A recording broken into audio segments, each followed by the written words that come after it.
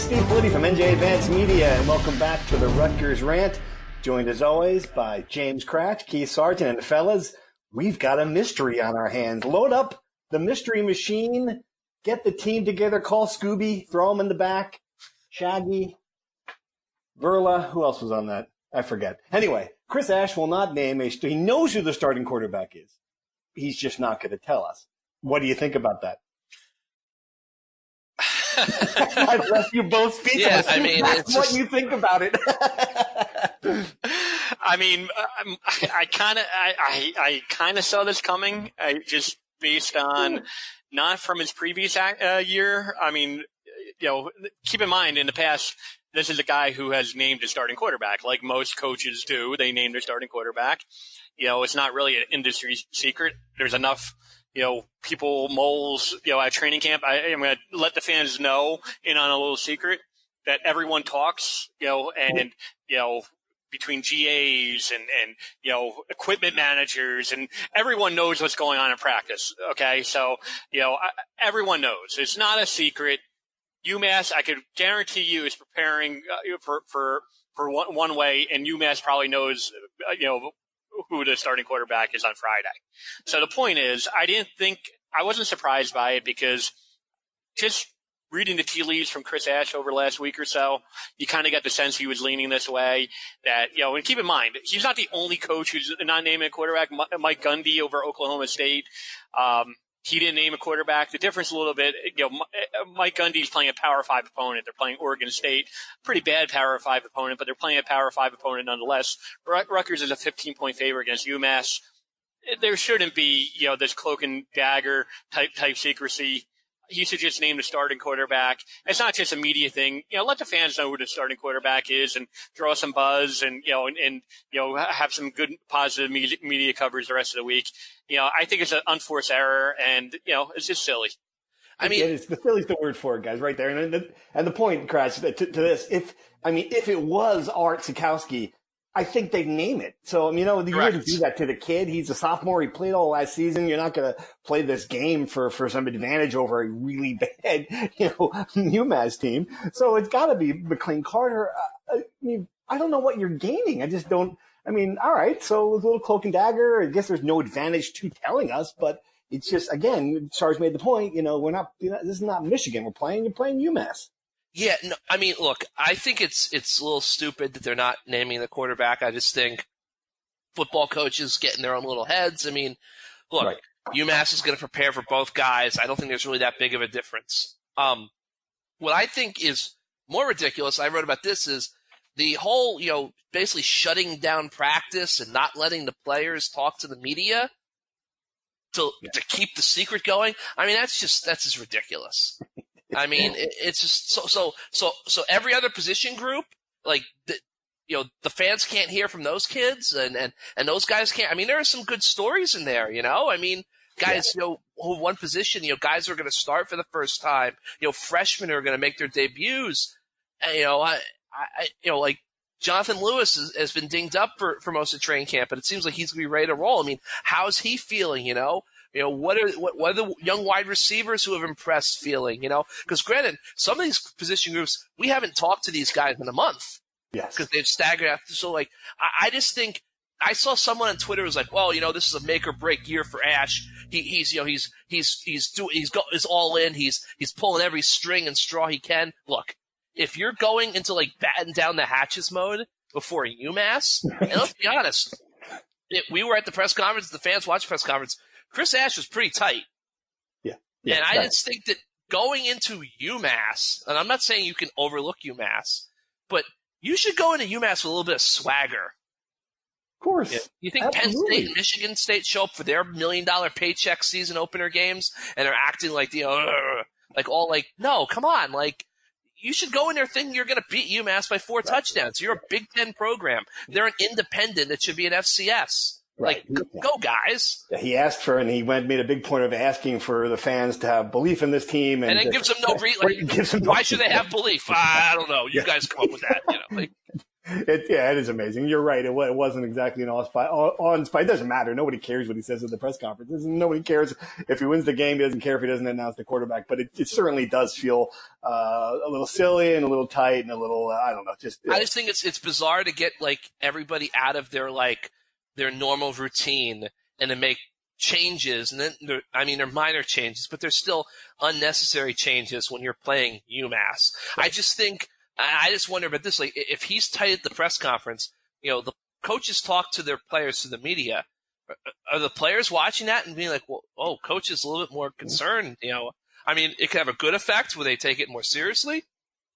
It could have a bad effect where they start to think, well, what's going to happen if we lose this game? So I just think, I don't know. I just think I was expecting Rutgers to be after, Ash said they had a great training camp and he loves the team and they've got better depth than they've ever had under him and all this stuff. And I just was expecting maybe a little bit more, not pizzazz, but a little bit more like assured nature that, hey, like Rutgers has this. All right. He did say one thing he said the plan is crystal clear. So, give me your best educated guess here. So what is the quarterback plan? He wouldn't even narrow it to – we're kind of surprised. He wouldn't even narrow it to two quarterbacks. It was hard to ask the question about the two guys, and he said, well, we've been playing three, of course, referring to – I'm surprised you didn't bring in Austin Alberici into the mix. Your idea, Sarge, what is it? What is – if you had to say what fans are going to see against UMass, what's it going to be? McLane Carter. Yeah. I think we've kind of got an indication over the last 2 weeks of camp that he's really he cleared some hurdles and he's gained a lot of momentum. We were not at the Friday mock game, but the word is from a lot of people who we've talked to, Cratch as well, is McLane Carter got the bulk of the first team reps. I think it's going to be him. I will say, and I've said this probably for the last, week and a half, that I do think that both of them are going to play. I even think that there might be a package for Johnny Langan. So, wow. I don't think I can say for sure that I do not think that Johnny Langan will start. I think it's probably about 70-30 McLane Carter. That's just based on the feel and the people who I've talked to behind the scenes. Right, but it seems like, Cratch, you're going to address it. It seems like there are, he is leading us to believe that there's some kind of wrinkle or something we're going to see that we haven't seen before. Am I overreading this, Cratch, or is there, do you think there's something up behind the scenes that McLane Carter is going to do that this offense hasn't done before? No, not at all. I just think it's coach speak and a justification for why he's not announcing it. I think it's as simple as that. I do think we're going to see Johnny Langan in some sort of like goal line package, short yardage package, and I think that's a valuable wrinkle, and we'll see how it works. I think Johnny Langan is a guy who might not be the best pure passer, the program's ever seen, but he's a guy who knew how to win in high school, and he's a tough kid, and he's eager to play, and he's got 4 years of eligibility, and his red shirt's already done from the year at BC, so you might as well just throw him right in there and use him. No, I don't think – I think McLane Carter, I think he looks a little bit more mobile than Art, and maybe but John McNulty kind of mentioned this, that they've almost had to tell Carter sometimes, like, you're moving too far outside the pocket, so – I think it's going to basically be business as usual for the offense. Ash thinks it gives him a competitive advantage. We can debate whether it does. We can debate whether Rutgers should really be concerned about having a competitive advantage against UMass. But it is what it is. I agree with Sarge. I think it'll be McLane Carter, and I think at that point you just have to hope that he plays well because the whole fan base, everyone wants McLane Carter. So if he goes out there and struggles, and you've got to go back to Art. Yeah, and an Art struggles, then you've got a real mess on your hands. So, Ash made a decision that we presume to go to Carter. I think they've got to hope that he's the real deal and he can be an effective quarterback over the long haul. Because otherwise, I could see this getting really messy, really quick. Yeah. Well, I want to throw one question to Steve and let you opine on this. Could this be now, Steve? For our listeners to know, Steve has never ever trumpeted a backup quarterback in all of his years. This is the one thing that Steve Politi does not do. He's always he's a starter. He doesn't trumpet. I'm kidding, folks. Yeah, Steve Politi, whoever they name on Friday, I can guarantee you by like the third quarter, he's going to be banging the drum for the backup. So my question to Steve, if it is McLane Carter, could this be in some ways the best thing for art-sitkowski? And I'll give you a scenario. Ryan Hart, 2005, loses a job to Mike Teal. Mike Teal is okay, but, Ryan Hart's the one who leads the team to the bowl game. You know what I'm saying? Like where art-sitkowski, this kid who has taken a lot of abuse from the fan base, all of a sudden, at some point, I'm not saying that's week one, at some point in the year, maybe art-sitkowski rescues the team as a backup quarterback. All the pressure is off, and you just be, the guy who, that Rutgers envisioned when they recruited. Well, I mean, it's really an interesting way of looking at it. I hadn't considered that way. That it does take some pressure off the kid. I guess my feeling is though that the UMass would be the one game where he could get some confidence by going out there and playing well, and building a rapport with some of his receivers and playing against a bad defense, and he's going to lose that opportunity. So. He's a prideful kid. He started every game last year. He's tough. He's well liked by the peers. I don't know that I see many scenarios where this is a good thing. And I understand the idea that he can sit behind McLane and watch him play for a year and get experience and learn some more. But this isn't 1970 anymore, guys. I mean, if would it surprise anybody if he doesn't start this year, if his name's not in the transfer portal? I mean, that's just what happens now. There's no players of that age taking a breath, taking a step back. At least it doesn't happen very often anymore. So, I don't know. I don't see how it's really a positive at all for Hart, to be honest. You guys disagree? No, I mean, here's my thing. If they're going with Carter because they think he's far and away the better quarterback, like that has to be the explanation. The whole this is good for Art because he can develop on the bench. I mean, he could have done that a year ago, and they went all in, and they played him 11 games, even after he had some of the worst performances in college football history. Yeah. So to go that far, and it gets back to what I've said. I understand, Ash needs to win this year. Maybe this is a self-preservation move if it's indeed the move he makes. That's fine. Go to a bowl game. Yeah. I just don't see winning 4 or 5 games with McLane Carter. I don't see that bringing back a bunch of season ticket sales. I don't see that changing your recruiting, fate drastically. And you're going to be back to square one again with the same sort of uncertainty at the quarterback position. And, yes, you can say, oh, it's the trend in college football to go get transfers. Well, it might be, but, Rutgers may have gotten lucky this year if they landed a guy like McLane Carter. There's no guarantee that they're going to be able to go in the portal every year and get a guy who is, if Carter proves out to be, a capable 12-game Big Ten starter. He's only thrown 97 passes. We forget that. We look at him as the savior. I mean, yeah, he comes from Texas Tech, but the guy didn't play a lot. So No, and everyone points to the game he played against Baylor. The last game. I mean, I know he was dinged up, but he threw 6, 7, 8 passes that could have been picked off. Yeah. He's got some gunslinger in him, and gunslingers can excite the fans, but gunslingers also make throws that make you kind of want to shake your head. So, that's what I'm wondering. Like, what happens if he goes out against UMass, has a big game, he's the talk of the town, and he goes out and he throws 2 picks in the first half against Iowa? What next? That is a great question. All right, well, this is what we were going to do. We teased this last week on the podcast. We are going to give our predictions right here, Mike and the Mad Dog style, old school. I know Cratch grew up, he was in the crib listening to this, pacifier in his mouth. He would sit there and listen to the dog and like go through the schedule with it's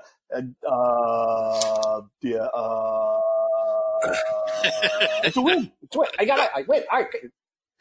It was in the New York radio heaven back then.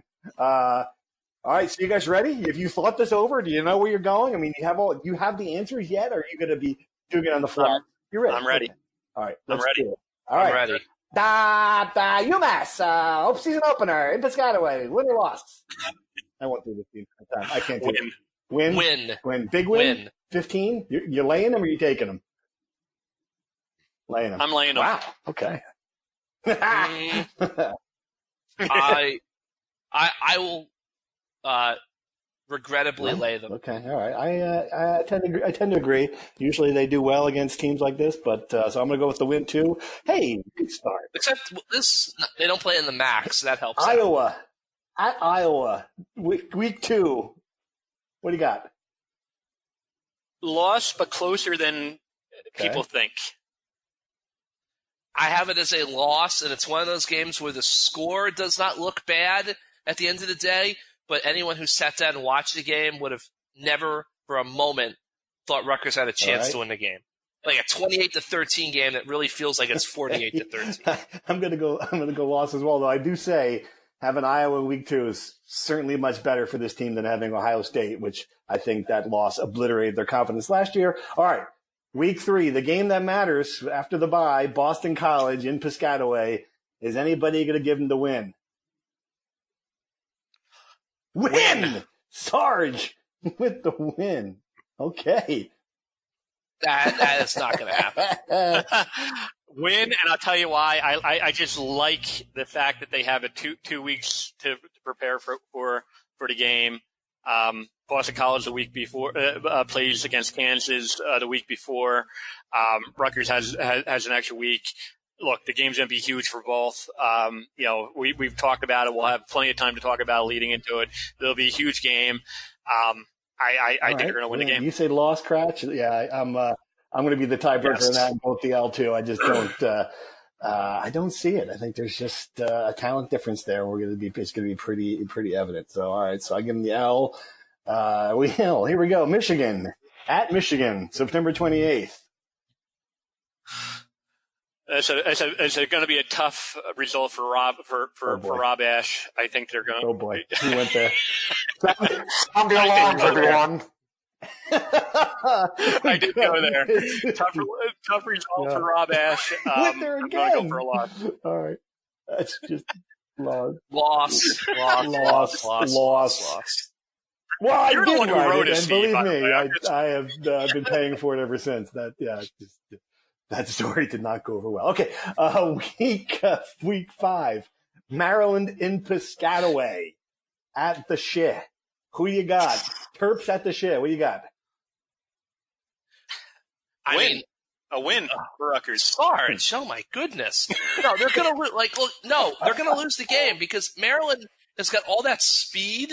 I mean, come on. You've never heard Cratch is just indignant about this. You're going to keep on picking them. I mean, I will say this real quick.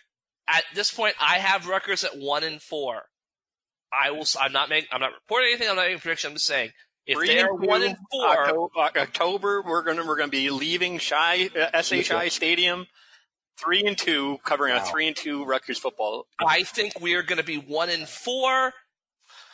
And we're going to be talking about how we're going to have to go sit in the bushes outside Barchi's house the next morning. Because I think that's going to become if they're 1-4 after Maryland, that becomes danger zone for some. I've given this a lot of thought, and I know everyone thinks that Illinois is the most winnable game.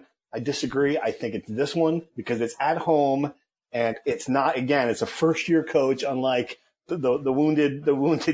Lovie Smith he needs that more than Maryland does. So I'm going to go with the win too. I think they're going to. This is the Big Ten game they steal.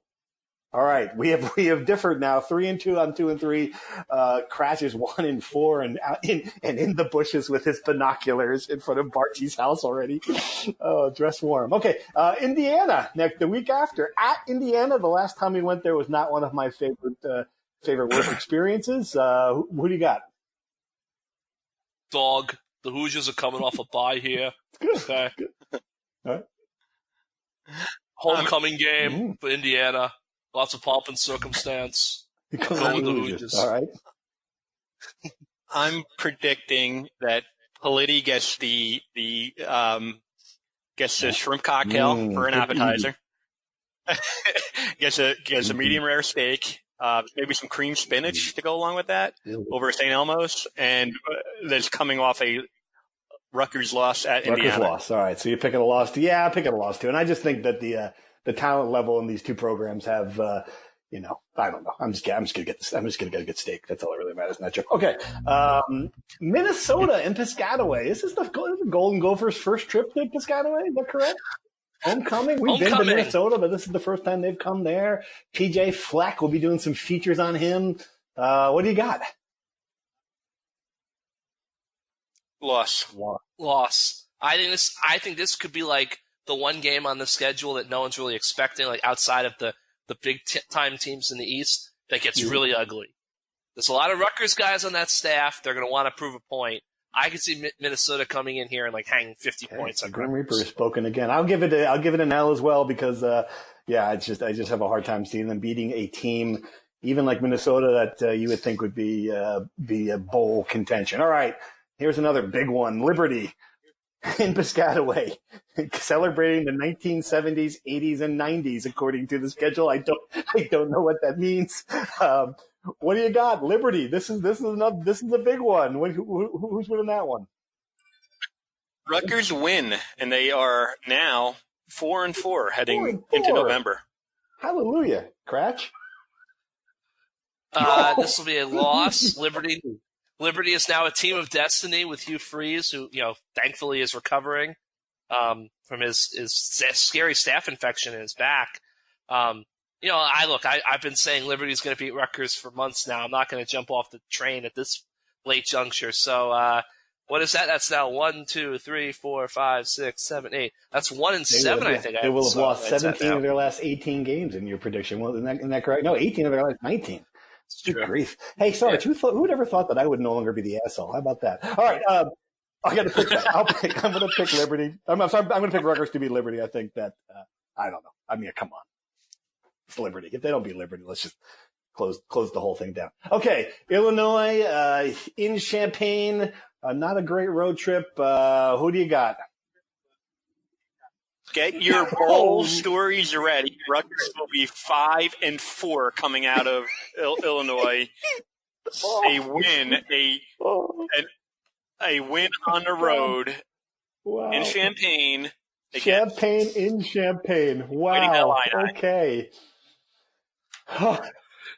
You know what? I actually have Rutgers winning this game. I think Illinois is going to be a little bit like Rutgers last year. I think they're going to be like a 1, 2, 3-win team.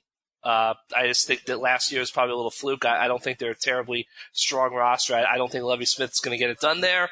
So I will give Rutgers the surprise win on the road, and that gets them to 2-7 as they enter the second open date, the 150th anniversary of college football. They're going to win that game. All right, I'm going to take Illinois. I don't think Rutgers is good enough to win a Big Ten road game. So that's even against Illinois. So that's what I'm going to say there. We get the bye week, which Rutgers, of course, should be playing in, that they're not, which is a travesty. Okay, then Ohio State, November 16th in Piscataway. Thoughts? Loss. That would have been a hell of a way to get the bowl eligibility stars. You should have gone. You mean chickening out now? You're going to go half measures here? All right. Will they get it the week after that in Piscataway? Michigan State. This is probably the one where, at home, we have seen Rutgers play well against Michigan State at home and, in the not so distant past. The only problem is, Cratch has Michigan State, winning every game and being number one over Alabama and Clemson. So I'll take my colleague at his word and think that Michigan State is going to be pretty good. I'm going to give Rutgers a loss here. I don't know if Rutgers will have 150 yards of offense in that game. That defense of Michigan State is just going to be, as long as everyone stays healthy, they're going to be dominant. So it's weird I would because say this loss is the one as well. team that Rutgers has flirted with beating twice, So they have, they almost beat them last year, but then you think that when Michigan State has a down year, they've obliterated them. So I can't, I'm going to take a loss for the Scarlet Knights as well. And finally, Penn State after Thanksgiving in State College. What do you got? Loss. That's it. So all this build-up, Sarge, we're sitting there at 5-6. We're gonna have the Fort Worth Bowl. What the hell's it called? The arm. You could have them there in the stands. It's the way the people from schedule the sets Quick up, Lane though. Bowl, Right? they're wondering and waiting, and you're gonna just drop an L just like that. Okay. It's the way the schedule sets up. And I mean, the thing about Rutgers, and look, this is all fun and everything, but we know, like, there's certain, there's no chance for any success if they're 1-3 coming out of September. It's going to be really bad. And then October, I think is the most pivotal stretch of the season. All 4 of those games are winnable. I'm not saying Minnesota won't be a pretty significant favor, probably a 9 or 10 point favor, but it's winnable. Homecoming is at home against a team that's been mediocre the last couple of years. So I'm just saying that the way the schedule sets up, the last 3 games of the season are brutal. Ohio State, Michigan State, and at Penn State, it's brutal. So they're going to have to do all their damage. We've said it all along. Can Chris Ash win a game he's not expected to win? Based on my win-loss prediction, I think maybe there are 1 or 2 games, but not the big game. Ohio State, Michigan, Penn State, they're not at that level. And that's the reason why I just think that the final 3 games are so I think really, really tough. If Cratch's scenario happens, then it's going to be a foregone conclusion. Mine too. If they go 3-9, I just can't imagine a scenario where that Pat Hobbs could possibly sell this to his alumni that this program's getting better. So let's go through it. What happens then, Sarge, if they are like you think they are, 5-7?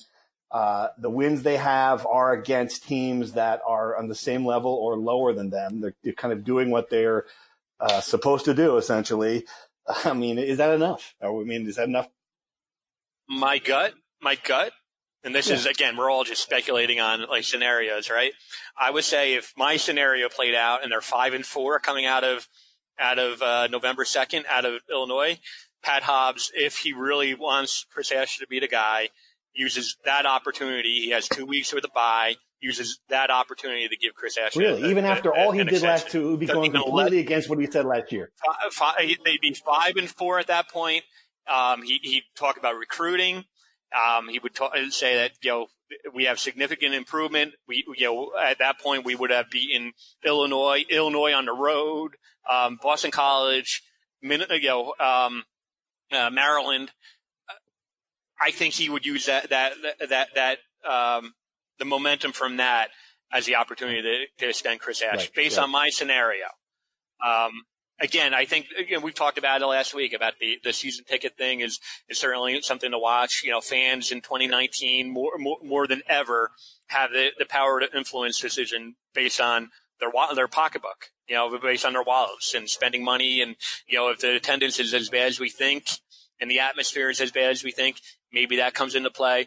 But based on that scenario, if they're 5-4 November 2nd, they have some momentum. Wow, I think he might use that opportunity. Complete opposite approach of him telling us again and again and again that he does not make judgments during the season. So it'll be fascinating. All right. Well, those are 2 completely different scenarios with Cratch coming in with an ugly 2-10.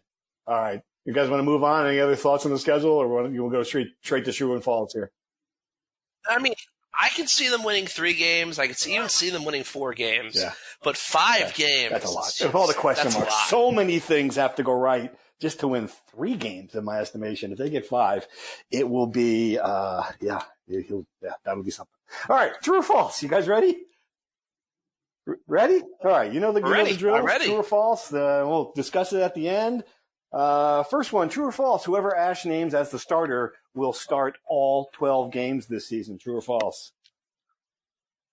False, and I'm going to credit my friend and former colleague Brian Dunleavy on this one. But yes, since 2004, how many quarterbacks have started every game in a season? 1, 2, 3. I think every game. We're talking Ryan Hart in 2004. We're talking Mike Teal in 2007 and 8, I believe, and Gary Nova in 2014. False there. Yeah. So 3. So yeah, I mean, the odds are there's going to be a quarterback change, especially the way we all assume that they're both going to play. Probably leads to a quarterback change at some point. True or false? Whoever Ash names a starter will start at least 9 games this season. False again? Okay. False. I think Carter will be named the starter, but I still think it'll be even, or Art will start more games by the end of the season. All right, whoever Ash names as the starter, he will be lucky to start 6 games this season. True or false? So you're going true and false again? Okay. All right, false. True or false? Raheem Blackshear will lead the team in both rushing yards and receiving yards for the second straight year. False. I go with your false there. I think you get beaten on rushing. True or false? The actual attendance for the opener will be more than 20,000 fans. True or false? We're going to be very tough. Attendance or actual attendance? We're talking about actual. The announced attendance might be 52,000. Knowing the way they cook it. I'll say true, but barely over 20,000. Wow. Yeah. I'm going to go true just because they can't possibly. Like 18, 19. Right. I mean, whatever it is, if it's under 20,000, they'll just say that the scanning didn't work. But those numbers that Sarge had. Yeah. So just to keep it in perspective, last year they had 4 games under that number. We're talking a low against Indiana of 15,800. 16,000 for Northwestern, 17,000 Illinois. The opener had 23,300. So that was Texas State. So maybe they get a little buzz just from being the opener. People are fired up, but I will say 20,000 sounds about right. There's actually a package for quarterback transfer. Johnny Langan. True or false? Yes. Is that a good idea? Yeah. And here's the thing. It could be like Jonathan Lewis back in a couple of years ago, and everyone knew it was one-dimensional. Even Tylen Oden, before that, but everyone knew it was one-dimensional. Everyone knew, he was going to run the ball. But Langan, considering he has some, ability to throw the ball, maybe it keeps them guessing. But yeah, I think there's going to be a package. I think it's going to be gun run, and yeah, true or false? I think we will see him play. Kumar will lead the team in sacks. True. Right?